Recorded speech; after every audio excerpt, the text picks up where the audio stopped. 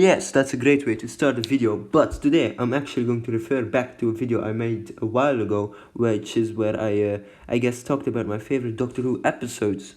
Well, mostly, obviously, like the episodes from the New Who kind of era, I guess, from 2005 till 2020. If you wouldn't know, I actually got a DVD box set of Doctor Who for my Christmas this year, I suppose. But today I'm actually going to do a blended version of it, which is like a nicer version of it, where I'm going to talk about my 5 favorite Doctor Who episodes from New Who.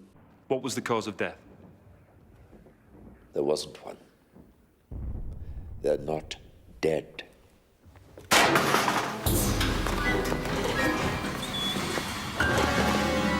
It's all right. They're harmless. They just sort of sit there. There's no heartbeat, no life signs of any kind. The first one is actually from the 9th Doctor, which is The Empty Child. This is actually a 2-parter special set during the Second World War, which is like the London Blitz, and London gets like bombarded with like bombs from the Germans. But actually, for some reason, this is like one of the 3 or something in my top 5 favorite episodes, which is actually set in a specific period, because this is the Second World War. Later we'll have a obviously some other episodes during specific times, like I don't know, like the 1920s or something. This episode's villain is actually a child, actually being like I guess somehow, some way it gets like affected by an alien from another planet, and the Doctor needs to save that child. But also we have like the companion Rose, who meets a time traveling agent.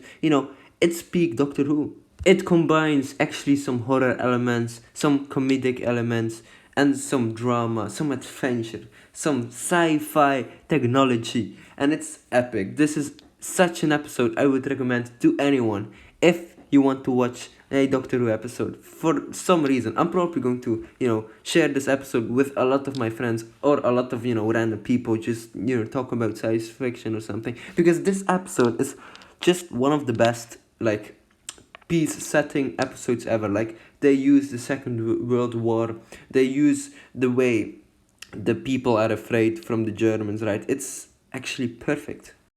1969, that's where you're talking from. Afraid so.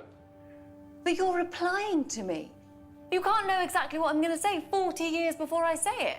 38? I'm getting this down. I'm writing in your bits. How? How is this possible? Tell me. Not so fast. Yeah, people don't understand time. It's not what you think it is. Then what is it? Complicated. Tell me. Very complicated. I'm clever and I'm listening, and don't patronize me because people have died and I'm not happy. Tell me. People assume that time is a strict progression of cause to effect, but actually, from a non-linear, non-subjective viewpoint, it's more like a big ball of wibbly-wobbly, timey-wimey stuff. Alright, my favorite episode from the 10th Doctor is Blink. Oh my god, this episode is fantastic. It isn't about a doctor, which makes it special. It's about a girl named Sally Sparrow, and she investigates an old ruined building, and she comes across statues who can actually bring people to the past if they touch them. And these statues move when you are not looking, and it's like one of such a creepy villains.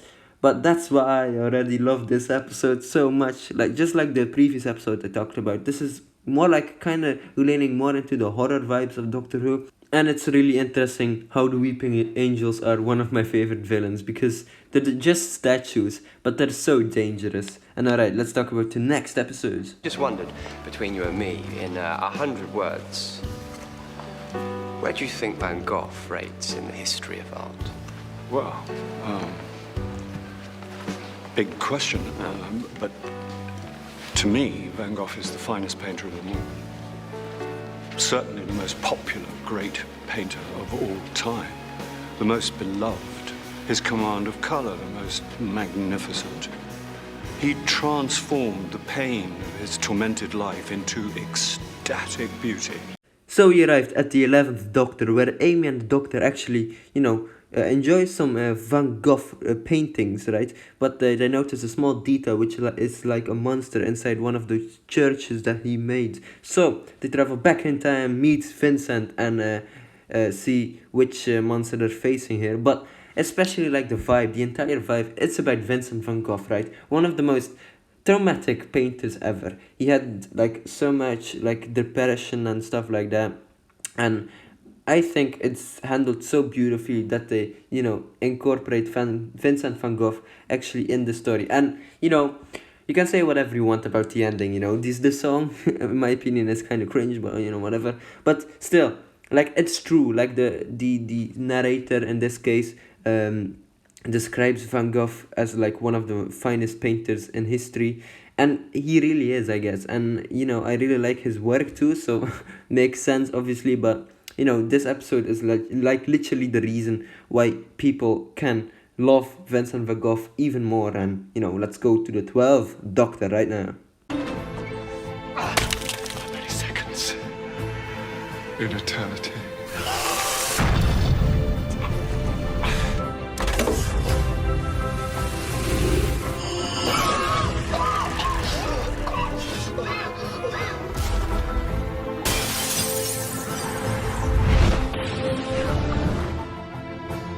If I didn't know better, I'd say I'd traveled 12,000 years into the future.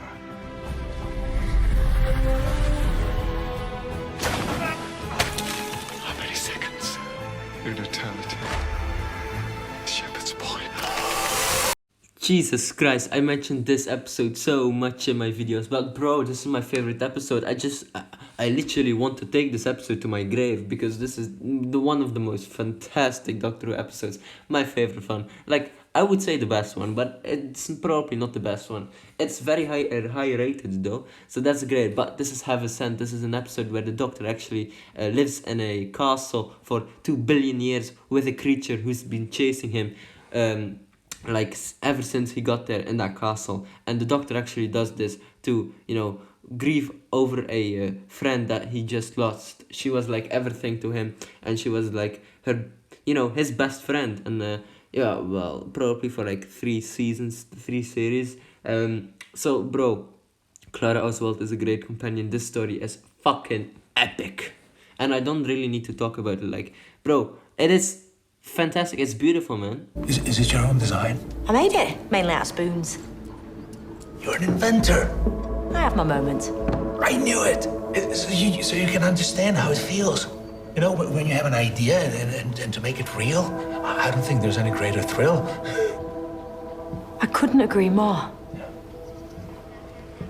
You spoke of aliens. People here would laugh at the very idea. But not you. Well, apparently I'm not like other people. It can be difficult, you know, to feel no one else sees the world the way you do.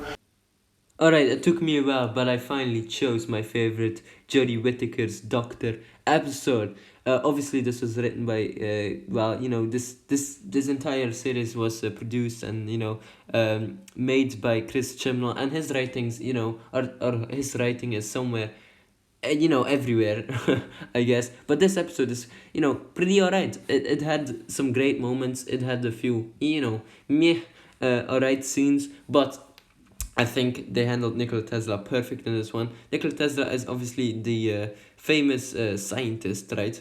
And in here, he is like, you know, a particular man that people don't like. But the Doctor makes him sure that he is not like the only one on the world that actually thinks, you know, well, you know, we could change something about this situation. And yeah, you know, I think this episode is really wonderful in so many ways. And that's that, ladies and gentlemen. Hopefully you enjoyed my top 5 favorites New Who, Doctor Who episodes. Yeah, okay, there we go. Alright, ladies and gentlemen. And I will see you later. Don't forget to like and subscribe. And obviously, don't forget, laugh hard, run fast, and be kind. Doctor, I let you go.